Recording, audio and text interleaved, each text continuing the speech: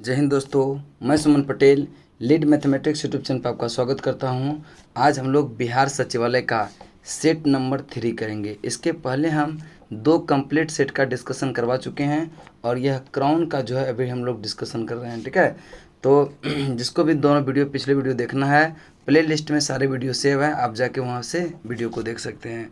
और जिसको PDF अगर इसका प्राप्त करना हो तो आप मेरे टेलीग्राम चैनल लीड मैथमेटिक्स को ज्वाइन करें। वहाँ सारे सेट का PDF और PDF का सॉल्यूशन, ठीक है, ये सारे संपूर्ण PDF यानी कि फुल सेट का PDF आपको टेलीग्राम चैनल पर मिल जाएगा, लीड मैथमेटिक्स। ठीक है, और टेलीग्राम चैनल का लिंक डिस्क्रिप्शन में भी दे दिए हैं, वहाँ से भी आप जाके टेलीग्राम ज्वाइन कर सकते हैं। तो चलते हैं, देखते हैं 3 नंबर सेट का आज का पहला प्रश्न क्या है। पहला प्रश्न को ध्यान से देखिएगा। निम्नलिखित में से किस प्रकार के बाजार में एक व्यवसाय संघ कीमतों को नियंत्रित करने में असमर्थ रहता है। तो बताएंगे इसका राइट आंसर जो होगा यह पूर्ण स्पर्धा होगा, जो कि आपका right answer option number D होगा। अगला क्वेश्चन चलते हैं, करें कि निम्नलिखित में से यह लोरेंज वक्र क्या दर्शाता है। लोरेंज वक्र क्या दर्शाता है, तो इसका राइट आंसर होगा आय वितरण दर्शाता है। ऑप्शन डी आपका राइट आंसर होगा आय वितरण। अगला प्रश्न है प्रश्न नंबर आपका 3, करें कि निम्नलिखित में से कौन सा मौलिक कर्तव्य नहीं है। कौन सा मौलिक कर्तव्य नहीं है, तो देखिए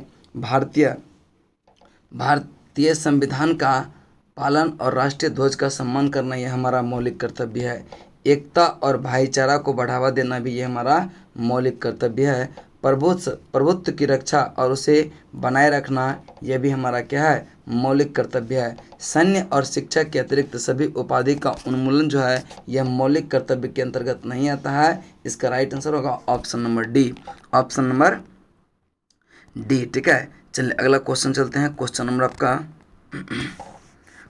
आपका है 4, करें किस अनुच्छेद के उपयोग करके भारत के राष्ट्रपति वित्तीय आपात घोषित कर सकते हैं। वित्तीय आपात जो घोषित करते हैं वह किस अनुच्छेद के तहत करते हैं। यह वित्तीय आपात जो है अनुच्छेद 360 के तहत लगाता है। ऑप्शन सी, जो कि भारत में अभी तक एक भी बार वित्तीय आपातकाल की घोषणा नहीं किया गया है। अगला क्वेश्चन है, करें कि पूना समझौता महात्मा गांधी और किसके बीच हुआ था। तो पूना समझौता, पूना पैक्ट यह हुआ था महात्मा गांधी और BR अम्बेडकर के बीच। पूना पैक्ट कब हुआ था, तो यह 24 सितंबर 1932 को पूना पैक्ट हुआ था महात्मा गांधी और अम्बेडकर के बीच। अगले क्वेश्चन की तरफ चलते हैं। क्वेश्चन नंबर है कि IPL 2022 के मुख्य प्रायोजक कौन है। IPL 2022 के मुख्य प्रायोजक कौन है, तो इसका राइट आंसर होगा टाटा ग्रुप। ऑप्शन सी आपका राइट आंसर होगा टाटा ग्रुप। ठीक है, चलिए अगला क्वेश्चन चलते हैं। क्वेश्चन नंबर का 7, करें कि निम्नलिखित में से किस आर्थिक क्रियाकलाप में भारत के अधिकांश लोगों का नियोजन होता है, यानी कि रोजगार मिलता है किससे। तो इसका राइट आंसर होगा ये कृषि विभाग में सबसे ज़्यादा रोजगार मिलता है, यानी कि इसका right answer option number C, option number C. बगलिहार बांध किस नदी पर स्थित है। तो बगलिहार बांध यह किस नदी पर स्थित है, तो इसका राइट आंसर जो होगा वो होगा कौन सा, यह चेनाब नदी पर, और यह जम्मू कश्मीर में है। ठीक है, जम्मू कश्मीर के रामबन जिले में जो है यह चेनाब नदी पर बगलिहार बांध परियोजना है। अगला क्वेश्चन चलते हैं। राजतरंगिणी पुस्तक के लेखक कौन है। राजतरंगिणी पुस्तक के लेखक कौन है, तो यह कल्हण है। इसका right answer option number B हो जाएगा। भारतीय संविधान के किस भाग में केंद्र राज्य संबंध यह उल्लिखित है। भारतीय संविधान के किस भाग में केंद्र राज्य संबंध यह उल्लिखित है। इसका राइट आंसर जो होगा वह भाग 9, ठीक है, भाग 11 के अनुच्छेद के 245 से लेकर कहाँ तक, 255 तक, 245 से 255 तक, ऑप्शन बी। भारत में लाख का सबसे अधिक उत्पादन, ठीक है, लाख का सबसे अधिक उत्पादन कहाँ होता है। तो इसका राइट आंसर जो होगा वो हो जाएगा झारखंड में। कहाँ पे, झारखंड, इसका राइट आंसर होगा। इसके बाद छत्तीसगढ़ का और पश्चिम बंगाल एवं महाराष्ट्र का स्थान आता है, लेकिन प्रथम स्थान पर कौन आता है, झारखंड का। अगला क्वेश्चन चलते हैं। क्वेश्चन नंबर आपका 12, बचपन बचाओ आंदोलन के संस्थापक कौन था? बचपन बचाओ आंदोलन के संस्थापक कौन था? तो इसका राइट आंसर जो होगा वह कैलाश सत्यार्थी, ऑप्शन डी आपका राइट आंसर होगा। चलिए अगला क्वेश्चन चलते हैं। क्वेश्चन नंबर आपका, बिहार अपने बजट 2022-23 का लगभग कितना प्रतिशत शिक्षा पर खर्च करेगा?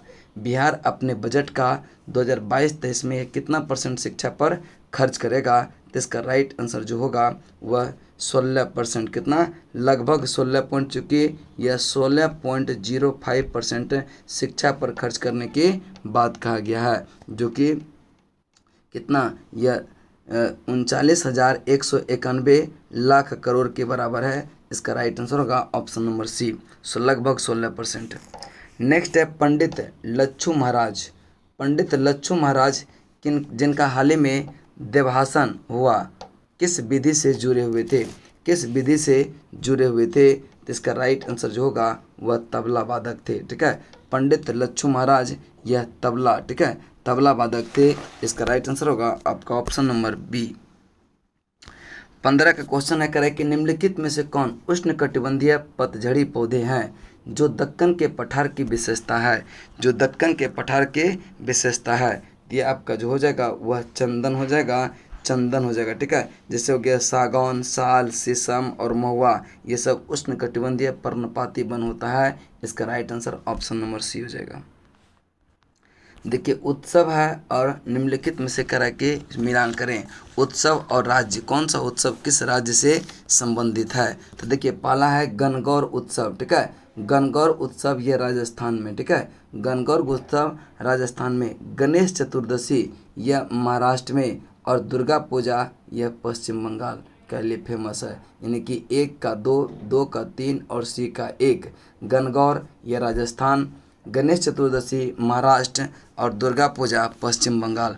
अगला प्रश्न चलते हैं, प्रश्न नंबर आपका 17। मिस यूनिवर्स 2021 का खिताब किसने जीता? मिस यूनिवर्स 2021 का खिताब किसने जीता? तो ये जीता है हरनाज संधू। ठीक है, हरनाज कौर संधू। इसका राइट आंसर होगा option number B, option number B. और यह भारत के चंडीगढ़ की है। कहाँ की है? भारत के चंडीगढ़ की, इसको भी ध्यान में रखिएगा। चलिए अगला क्वेश्चन है, करे कि नंबर्स डू लाइन, ठीक है, नंबर्स डू लाइन नामक पुस्तक के लेखक कौन है? नंबर्स डू लाइन के नामक पुस्तक के लेखक कौन है? तो इसका राइट आंसर होगा आकाश चोपड़ा, ऑप्शन बी आपका राइट आंसर होगा आकाश चोपड़ा। चलिए अगला प्रश्न की तरफ चलते हैं। प्रश्न नंबर आपका 19 करें कि जनवरी 2017 में किसे संयुक्त राष्ट्र का नया महासचिव नियुक्त किया गया? 2017 में किसे संयुक्त राष्ट्र का नया महासचिव नियुक्त किया गया? तो इसका राइट आंसर होगा एंटोनियो गुटेरस को, ऑप्शन डी आपका राइट आंसर होगा। चलिए अगला क्वेश्चन चलते हैं। क्वेश्चन नंबर आपका, किस देश के साथ भारत सबसे लंबी अंतर्राष्ट्रीय सीमा साझा करती है? तो किस देश के साथ भारत सबसे लंबी जो अंतर्राष्ट्रीय सीमा साझा करता है? तो बांग्लादेश के साथ सीमा साझा करता है सबसे ज़्यादा। कितना? 4096.7, ठीक है, यह किलोमीटर की सीमा साझा करता है। किसके साथ? यह बांग्लादेश के साथ। और सबसे छोटी कहे यह किसके साथ? अफगानिस्तान के साथ 106 किलोमीटर का, 106 किलोमीटर का। अगला क्वेश्चन चलते हैं, करें कि बुद्ध के जीवन की घटना महाभिनिष्क्रमण के रूप में जाना जाता है। बुद्ध के जीवन की किस घटना को महाभिनिष्क्रमण के रूप में जाना जाता है? तो इसका राइट आंसर जो होगा वो हो जाएगा उनका गृह त्याग। और उनका गृह त्याग जो हुआ था 29 वर्ष की अवस्था में, 29 वर्ष की अवस्था में। और बौद्ध ग्रंथों में से ही महाभिनिष्क्रमण के संज्ञा दिया गया। 18 नेक्स्ट क्वेश्चन नंबर 22, बुद्ध की 80 फीट की प्रतिमा जो बोध गया में निर्मित की गई है किसके द्वारा किया गया है? तो इसका राइट आंसर जो होगा वह जापानियों के द्वारा, ऑप्शन ए आपका राइट आंसर होगा, ऑप्शन ए आपका राइट आंसर होगा। अगला क्वेश्चन है क्वेश्चन नंबर आपका 23। क्वेश्चन नंबर 23 को देखेंगे, करें कि किस शासक द्वारा सर्वप्रथम पाटलिपुत्रा को राजधानी के रूप में चयन किया गया? किस शासक के द्वारा पाटलिपुत्रा को राजधानी के रूप में यह चयन किया गया?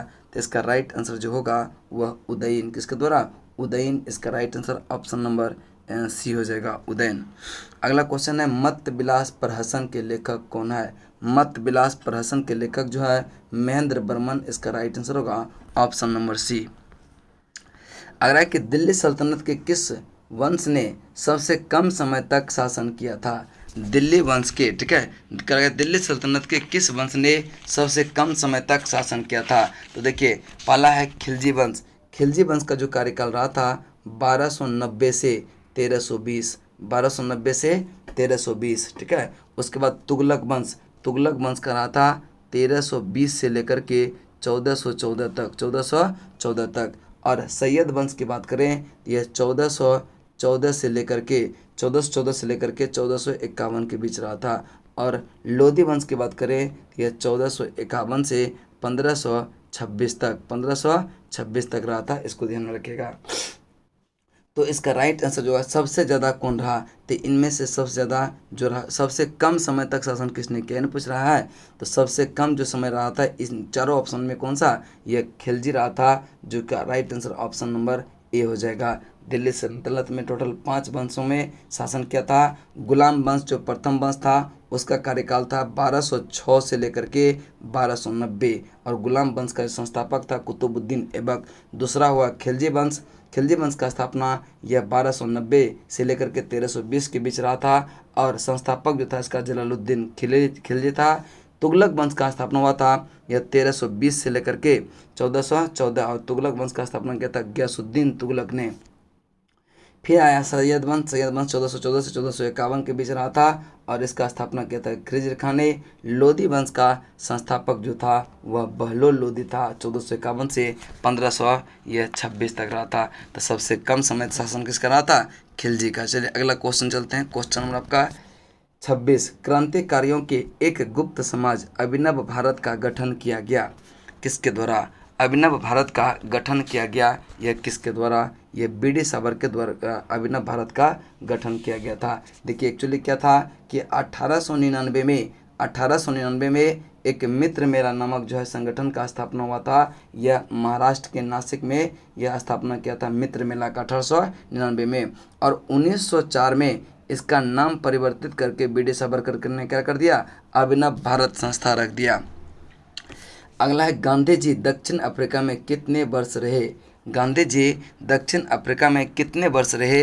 यह लगभग 21 वर्ष रहे थे, 21 वर्ष रहे थे। इसको ध्यान में रखिएगा। आपका right answer option number B हो जाएगा। चलिए अगला क्वेश्चन चलते हैं। क्वेश्चन नंबर आपका 28, प्रभावती देवी किस क्षेत्र का स्वतंत्रता संग्राम सेनानी था? प्रभावती देवी किस क्षेत्र की स्वतंत्रता संग्राम के सेनानी थे? तो इसका राइट आंसर जो होगा वो हो जाएगा पटना से, ठीक है। प्रभावती देवी का संबंध जो है बिहार राज्य के पटना से संबंधित थे। चलिए अगला क्वेश्चन चलते हैं। और ये जो थे यह भारतीय स्वतंत्रता सेनानी थी जो कि जयप्रकाश नारायण के पत्नी थी, ठीक है। चलिए अगला क्वेश्चन चलते हैं कि आज़ाद हिंद सरकार के निर्माण की घोषणा किया गया था। आज़ाद हिंद सरकार के निर्माण की घोषणा कब किया गया? इसका राइट आंसर जो होगा वह 21 अक्टूबर 1943 को आज़ाद हिंद सरकार के निर्माण की घोषणा किया गया था। इसको ध्यान में रखिएगा। अगला क्वेश्चन चलते हैं। क्वेश्चन नंबर आपका 30, कि प्रति 100 हेक्टेयर सकल कृषि क्षेत्र में मवेशियों की संख्या का घनत्व सबसे अधिक यह कहाँ पर है? सबसे अधिक जो है घनत्व यह कहाँ पर है? यह बिहार में है। बिहार इसका राइट आंसर होगा। चलिए अगला क्वेश्चन चलते हैं। क्वेश्चन नंबर आपका 31। क्वेश्चन नंबर 31 को ध्यान से देखिएगा। भौगोलिक लक्षण और प्रदेश है। भौगोलिक लक्षण और प्रदेश है, तो इसको कराए कि कौन सा सही सुमेलित है?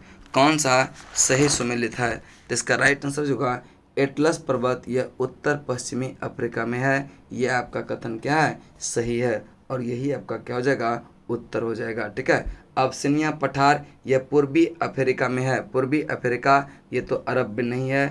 नेक्स्ट आपका गुयाना, ठीक है। गुयाना उच्च भूमि यह उत्तर दक्षिण अमेरिका, जहाँ की वेनेजुएला, गुयाना, सूरीनाम ये सब में यह फैला हुआ है। कौन सा? गुयाना। और नेक्स्ट आपका ओंकाबांगो द्रोणी यह दक्षिण पश्चिम अफ्रीका, जो कि बोत्सवाना हो गया, नामीबिया हो गया, दक्षिण अफ्रीका, अंगोला, जाम्बिया में यह फैला हुआ है। इसको ध्यान में रखिएगा। निम्नलिखित देशों में से किसकी समुद्र तट से रेखा संबंधित सर्वाधिक लंबी है? करेक्ट कि निम्नलिखित देशों में से किसकी समुद्र तट रेखा यह सबसे लंबी है? किसकी समुद्र तट सबकी लंबी है? तो इसका राइट आंसर होगा यह कनाडा का सबसे लंबा है, इसको ध्यान में रखिएगा। नेक्स्ट चलते हैं आपका बिहार विधानसभा के पहले दलित स्पीकर कौन थे? बिहार विधानसभा के पहले दलित स्पीकर कौन थे? तो इसका राइट आंसर होगा उदय नारायण चौधरी थे। कौन थे? उदय नारायण चौधरी बिहार विधानसभा के पहले दलित स्पीकर थे, उदय नारायण चौधरी। चलिए अगला क्वेश्चन चलते हैं करें कि बिहार आधिकारिक भाषा विभाग द्वारा दिए गए पुरस्कारों में से कौन पुरस्कार नहीं है? कौन पुरस्कार नहीं है? तो इसका राइट आंसर जो हो जाएगा वो हो जाएगा कौन सा? ये महात्मा गांधी सम्मान, ये जो है आधिकारिक भाषा विभाग द्वारा ये पुरस्कार नहीं दिया जाता है। नेक्स्ट चलते हैं, बाकी जो है काशी प्रसाद जायसवाल पुरस्कार, राजा अधिकाराम, ठीक है, अधिकाराम प्रसाद सिंह पुरस्कार, राम वृक्ष बेनीपुरी पुरस्कार, ये सब दिया जाता है। अगला क्वेश्चन चलते हैं क्वेश्चन नंबर आपका 35 पे। 35 नंबर क्वेश्चन है करेक्ट कि डॉक्टर आर के हजारे समिति किससे संबंधित है? डॉक्टर आर के हजारे समिति का संबंध किससे है? यह औद्योगिक लाइसेंसिंग से है। इसका राइट आंसर आपका ऑप्शन नंबर ए हो जाएगा, ऑप्शन नंबर ए होगा। चलिए नेक्स्ट क्वेश्चन, इन्होंने अपना रिपोर्ट प्रस्तुत कब किया था? 1967 में, इसको भी ध्यान में रख लीजिएगा। अगला क्वेश्चन चलते हैं क्वेश्चन नंबर आपका 36, निम्नलिखित में से क्या भारत में वित्तीय क्षेत्र सुधार का एजेंडा कभी नहीं रहा? कभी नहीं रहा। तो इसका राइट आंसर जो होगा यह सब्सिडी की गारंटी के साथ सभी नागरिक के आसान क्रेडिट प्रदान करना, यह भारत में वित्तीय क्षेत्र सुधार का कभी एजेंडा नहीं रहा। अगला क्वेश्चन है कि MRTP अधिनियम भारत में कब पारित किया गया? MRTP अधिनियम भारत में पारित किया गया कब? तो इसका राइट आंसर होगा यह 1969 में यह पारित किया गया था। आपका राइट आंसर ऑप्शन नंबर ए हो जाएगा। अगला क्वेश्चन चलते हैं क्वेश्चन नंबर का 38, निम्नलिखित में से कौन सा संविधान के अंतर्गत सही सुमेलित नहीं है? तो देखिए सही सुमेलित करा कौन सा नहीं है, तो आप देखेंगे करे कि सही सुमेलित कौन सा नहीं है। तो पंचायत जो है भाग 9 में है, सही है। नगर पालिका यह भाग 9 के क में है। सहकारी समिति न के ख में है, ये भी सही है।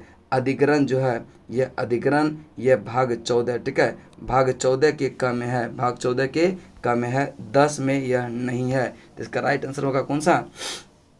ऑप्शन नंबर डी, यही आपका सुमेलित नहीं है। अगला क्वेश्चन है निम्नलिखित में से किसका सुमेल नहीं है? कौन सा सही नहीं है? तो एक तरफ है क्या, ये जवाहरलाल नेहरू और इधर है शांति घाट, ठीक है। तो बताएंगे कौन सा सही सुमेलित नहीं है? तो जवाहरलाल नेहरू का समाधि शांति वन सही है, और लाल बहादुर शास्त्री का ये विजय घाट, ये भी आपका क्या है, सही है। और इंदिरा गांधी का यह शक्ति स्थल, राजीव गांधी का जो है यह कर्मभूमि, ठीक है। राजीव गांधी का जो है यह किसका है? समाधि स्थल का नाम है वीर भूमि, ठीक है। राजीव गांधी के समाधि स्थल का नाम क्या है? वीर भूमि। कर्म भूमि जो है यह समाधि स्थल किसका है? शंकर दयाल शर्मा का है, इसको ध्यान में रखिएगा। चलिए अगला क्वेश्चन चलता है कि सर्वोच्च न्यायालय में न्यायाधीश नियुक्त होने के लिए व्यक्ति को कम से कम कितने वर्ष उच्च न्यायालय का एडवोकेट होना चाहिए? उच्च न्यायालय का एडवोकेट होना चाहिए कितने वर्ष के लिए? तो इसका राइट आंसर होगा ये 10 वर्ष के लिए एडवोकेट के पद पर होना चाहिए, अधिवक्ता। चलिए अगला क्वेश्चन चलते हैं, करें कि राष्ट्रीय आपात में लोकसभा की अवधि क्या होती है? राष्ट्रीय आपात में लोकसभा की अवधि क्या होती है? तो इसको ध्यान में रखिएगा, क्या होती है? यह आपातकाल की समाप्ति तक बढ़ाई जा सकती है, लेकिन एक समय में केवल 1 वर्ष के लिए ही बढ़ाई जा सकती है। यही आपका क्या होगा? राइट आंसर होगा। अगला क्वेश्चन चलते हैं क्वेश्चन नंबर 42, करें कि विधानसभा में किसी दल के निर्वाचित सदस्यों के दल बदल पर निम्नलिखित में से किसने प्रतिबंध लगाया? तो इसका राइट आंसर जो होगा 52वां संविधान संशोधन, यह 52वां संविधान संशोधन द्वारा जो है इस कानून पर प्रतिबंध लगाया गया था, जो कि 52वां संविधान संशोधन 1985 के द्वारा इसको 10वीं अनुसूची में दल बदल है, इसको ध्यान में रखिएगा। चलिए अगला क्वेश्चन है कि पंचायती राज से संबंधित निम्नलिखित कथनों में कौन सा सही नहीं है? कौन सा सही नहीं है? तो देखिए, पहला कि पंचायती व्यवस्था ग्रामीण जीवन का युगों से एक अभिन्न अंग रहा है, यह कथन क्या है? सही है। पंचायती राज ये जो है 73वां संविधान संशोधन 15 अगस्त 1993 को यह प्रभावित हुआ था। यह कब प्रभावित हुआ था? यह 73वां संविधान संशोधन यह 1993 द्वारा प्रभावी नहीं हुआ था, 92 में ही यह प्रभावी हुआ था।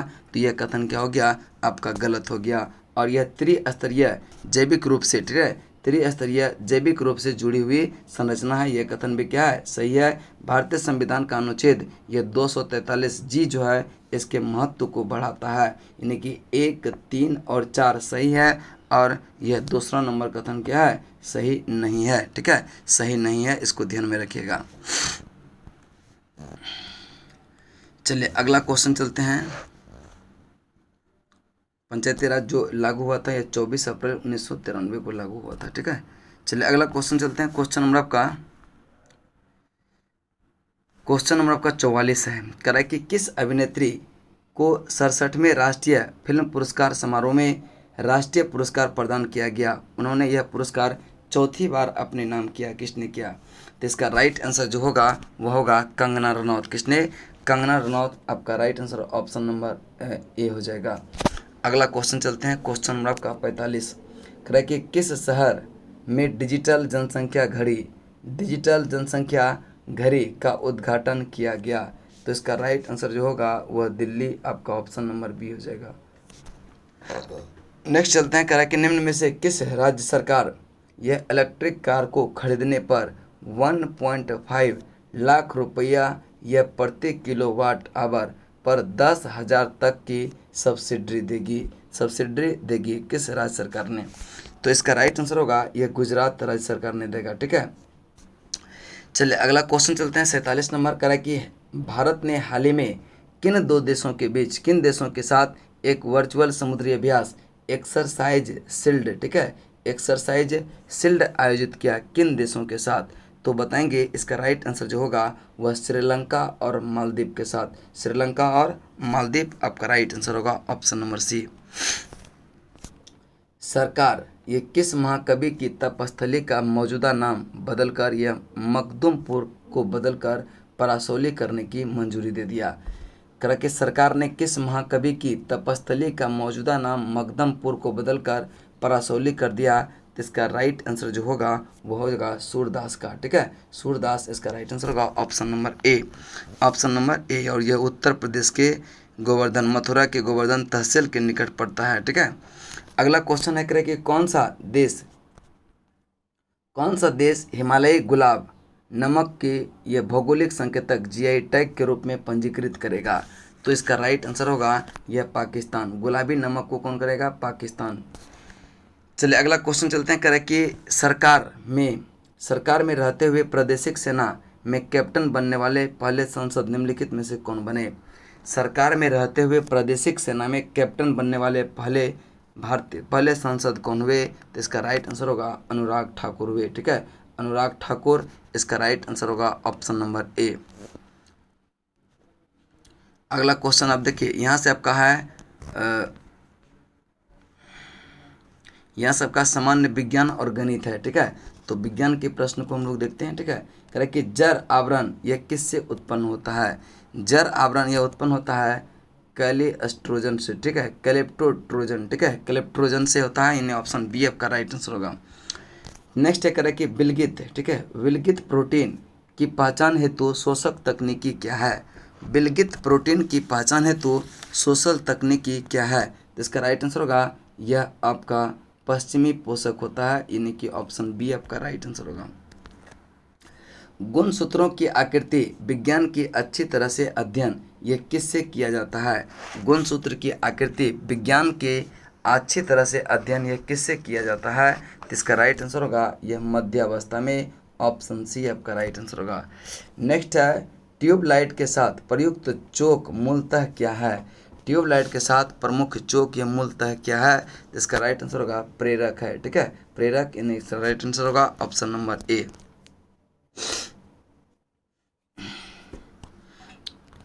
चलिए नेक्स्ट क्वेश्चन चलते हैं। क्वेश्चन नंबर आपका 55 करें कि क्यूरी किसकी यूनिट है, क्यूरी जो है यह किसकी यूनिट है, इसका राइट आंसर करेंगे कौन सा होगा, क्यूरी यह किसका यूनिट है, यह हो जाएगा रेडियो धर्मिकता का, ठीक है, यानी कि ऑप्शन नंबर ए आपका राइट आंसर होगा। अगला क्वेश्चन चलते हैं, क्वेश्चन नंबर आपका 55 के बाद 56 होगा ना, 55 के बाद 56 नंबर प्रश्न पर चलते हैं। कह रहा है कि यदि इलेक्ट्रॉन और प्रोटॉन, ठीक है, इलेक्ट्रॉन और प्रोटॉन का समान तरंगदैर्घ्य हो तो उसका निम्नलिखित में से क्या समान होगा। कह रहा है कि यदि इलेक्ट्रॉन और प्रोटॉन का समान तरंगदैर्घ्य हो तो उसका निम्नलिखित में से क्या समान होगा, तो इसका राइट आंसर होगा रैखिक संवेग क्या होगा, समान होगा। ऑप्शन बी आपका राइट आंसर होगा। 1 माइक्रोन लंबाई प्रदर्शित करता है कितना को, 1 माइक्रोन लंबाई प्रदर्शित करता है यह आपका 10 पर पावर -6 सेंटीमीटर या फिर 10 पर पावर -6 मीटर को, ठीक है, इसको ध्यान में रखिएगा, यूनिट ध्यान में दीजिएगा, ठीक है। 1 माइक्रोन 10 पर पावर -6 मीटर या फिर 10 पर पावर -4 सेंटीमीटर, आपका ऑप्शन नंबर बी हो जाएगा। नेक्स्ट है बल गुणनफल है किसका, तो बल जो है यह गुणनफल किसका है, तो यह है बल बराबर क्या होता है m इंटू ए, मास इंटू एक्सेलरेशन, यानी कि द्रव्यमान और त्वरण के गुणनफल को ही क्या कहेंगे, बल कहेंगे, और बल का ऐसा यूनिट होता है न्यूटन, ठीक है, न्यूटन। एक भारहीन गुब्बारे में 200 ग्राम जल भरा गया है, इसका जल में भार होगा कितना, इसका जल में भार कितना होगा, यह होगा 0, कितना होगा 0 होगा, ठीक है, यानी इसका राइट आंसर ऑप्शन नंबर ए हो जाएगा। खगोलीय दूरबीन खगोलीय दूरदर्शी से बना प्रतिबिंब होता है, खगोलीय दूरदर्शी से बना प्रतिबिंब होता है क्या, तो इसका राइट आंसर होगा काल्पनिक और बड़ा, काल्पनिक और बड़ा, यानी कि ऑप्शन बी आपका राइट आंसर होगा। शीशे की छड़ जब भाप में रखी जाती है तो इसकी लंबाई बढ़ जाती है परंतु इसकी चौड़ाई क्या होगा, शीशे की छड़ जब भाप में रखी जाती है तो इसकी लंबाई तो बढ़ जाती है परंतु चौड़ाई क्या होगा, तो चौड़ाई भी क्या होता है इसका बढ़ जाता है, यानी कि आपका right answer option number C हो जाएगा। नेक्स्ट है ध्वनि का वेग यह अधिकतम होता है किसमें, तो ध्वनि का वेग अधिकतम होगा जितना माध्यम सघन होगा ध्वनि का वेग उतना ही क्या होगा, अधिक होगा। इसमें से धातु में ध्वनि का वेग क्या होगा, सबसे अधिक होगा, सबसे अधिक होगा, ठीक है। चलिए अगला क्वेश्चन है क्वेश्चन नंबर 63, कह रहे कि परमाणु के कक्षों को भरने का क्रम नियंत्रित होता है किस सिद्धांत द्वारा, ठीक है, परमाणु के कक्षों को भरने का क्रम नियंत्रित होता है यह किस सिद्धांत के अनुसार, यह अपवाह सिद्धांत द्वारा, ठीक है, अपवाह सिद्धांत ऑप्शन ए। नेक्स्ट है एल्यूमिनियम धातु को प्राप्त किया जा सकता है किसके द्वारा, यह पिंच ब्लेंड के द्वारा, किसके द्वारा, पिंच ब्लेंड, ऑप्शन ए आपका राइट आंसर होगा। चलिए अगला क्वेश्चन, एल्यूमिनियम धातु यह को प्राप्त किया जा सकता है किसके द्वारा, तो एल्यूमिनियम धातु को प्राप्त किया जाता है, इसका राइट आंसर जो होगा यह बॉक्साइट, ठीक है, बॉक्साइट, ठीक है, इसको ध्यान में रखिएगा। 64 का सी होगा, ए नहीं होगा, ठीक है। चलिए इसको ध्यान, पिच ब्लेंड से यह यूरेनियम प्राप्त करते हैं, क्या प्राप्त करते हैं, यूरेनियम प्राप्त करते हैं, ठीक है, और ग्रेफाइट से कार्बन प्राप्त करते हैं, और यह अर्जेंटाइट से यह चांदी प्राप्त किया जाता है, इसको ध्यान में रखिएगा, ठीक है। नेक्स्ट निम्नलिखित में से कौन तत्व जर्मन सिल्वर में उपस्थित नहीं होता है, कौन सा तत्व जर्मन सिल्वर में उपस्थित नहीं होता है, तो देखिए जर्मन सिल्वर में जो है यह कौन कौन सा मौजूद होता है, तांबा प्लस जस्ता प्लस निकेल, तांबा जस्ता को निकेल को छोड़कर जो नहीं होगा वो जो होगा वही आपका क्या होगा, उत्तर आंसर होगा। तो एल्यूमिनियम इसमें मौजूद नहीं रहता है। और अगर पूछे कि सिल्वर इसमें मौजूद रहता है क्या जर्मन सिल्वर में, तो यह सिल्वर भी इसमें मौजूद नहीं रहता है। नेक्स्ट है एक तत्व X के बाह्यतम कक्षा में 4 इलेक्ट्रॉन हाइड्रोजन के साथ इसके यौगिक बने कौन सा सूत्र होगा, कौन सा सूत्र होगा, तो इसका राइट आंसर होगा XH4 होगा, ऑप्शन डी। बेकिंग सोडा है, बेकिंग सोडा है, बेकिंग सोडा का रासायनिक सूत्र जो होता है यह होता है NaHCO3, NaHCO3 होता है, इसको ध्यान में रखिएगा, ठीक है। चलिए अगला क्वेश्चन चलते हैं, क्वेश्चन नंबर 68, बहुलक जो विशेषता बर्तन पर ना चिपकने वाली सतह के रूप में प्रयुक्त होता है कौन सा, बहुलक जो विशेषता बर्तन पर ना चिपकने वाले सतह के रूप में प्रयुक्त होता है वह है कौन सा, तो यह कौन सा है, यह टेफ्लॉन आपका right answer option number B हो जाएगा। चलिए अगला क्वेश्चन आपका 68 के बाद हो जाएगा 69। लेक्सिकोग्राफी का संबंध, लेक्सिकोग्राफी का संबंध यह है किससे, तो लेक्सिकोग्राफी का संबंध जो है यह शब्दकोश से है, यानी कि इसका राइट आंसर होगा option number A, option number B होगा, शब्दकोश से संबंधित है। चलिए अगला क्वेश्चन है करें कि टिक और माइट वास्तव में होते हैं, टिक और माइट यह वास्तव में होते हैं क्या, यह होते हैं आपका राइट आंसर मकड़ी वंशी होता है, ऑप्शन ए आपका सही आंसर होगा। जीनोम चित्रण का इनमें से संबंध है, जीनोम चित्रण का संबंध है जीन्स का चित्रण से, यानी कि इसका right answer option number B होगा। शरीर का तापमान नियंत्रित करता है, शरीर का तापमान नियंत्रित करता है कौन, तो शरीर का तापमान नियंत्रित करता है हाइपोथैलेमस ग्रंथि, यानी कि इसका right answer option number C होगा। नेक्स्ट क्वेश्चन चलते हैं, क्वेश्चन नंबर आपका 73 करें कि जब वृक्क कार्य करना बंद कर देता है तो निम्न में से कौन सा पदार्थ जमा हो जाता है। जब वृक्क जो है कार्य करना बंद कर देता है तो निम्नलिखित में से कौन सा जो है पदार्थ जमा होता है, तो इसका राइट आंसर होगा यह कौन सा हो जाएगा, तो यह रक्त में नत्रजनित अवशिष्ट पदार्थ, ठीक है, रक्त में नत्रजनित अवशिष्ट पदार्थ। चलिए अगला क्वेश्चन है कि मानव शरीर में विटामिन ए संचित रहता है, मानव शरीर में विटामिन ए संचित रहता है यकृत में, किसमें रहता है, यकृत, आपका राइट आंसर ऑप्शन नंबर ए हो जाएगा। चलिए अगला है कल कि अल्फा केरेटिन एक प्रोटीन है जो क्या करता है, अल्फा केरेटिन एक प्रोटीन है जो क्या होता है कि यह त्वचा में उपस्थित होता है, त्वचा में उपस्थित होता है, ऑप्शन बी आपका राइट आंसर होगा। यहाँ तक आपका आज सेट नंबर आपका 3 पूरा कंप्लीट होता है। और देखिए जिसको भी इस सेट का पीडीएफ प्राप्त करना हो, आप मेरा Telegram channel lead mathematics LEAD lead mathematics search कीजिएगा टेलीग्राम पे, वह आ जाएगा और उसको जो है ज्वाइन कर लीजिएगा। वहाँ पे सारे सेट का पीडीएफ सॉल्यूशन के साथ आपको मिल जाएगा, ठीक है। तब तक के लिए जय हिंद, जय भारत।